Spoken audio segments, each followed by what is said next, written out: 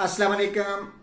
आइए आज आपको बताते हैं कि जो माएँ अपने बच्चों को दूध पिलाती हैं उन माँओं को क्या फ़ायदे हासिल होते हैं बच्चों के दूध पिलाने से। सबसे पहला और बड़ा फ़ायदा यह है कि यूट्रस जो है वो अपनी जगह पे आ जाता है।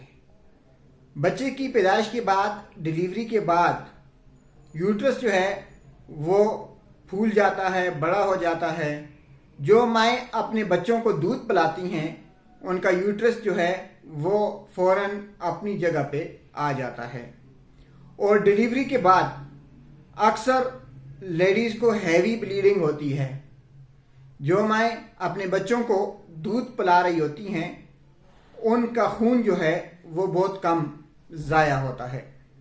जो माएँ अपने बच्चों को दूध पिलाती हैं उनका वज़न कुदरती तौर पर कम होता है।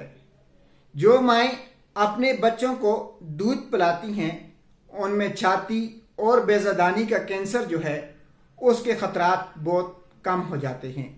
जो माएँ अपने बच्चों को दूध पिलाती हैं उनकी शुगर और ब्लड प्रेशर से हिफाजत रहती है।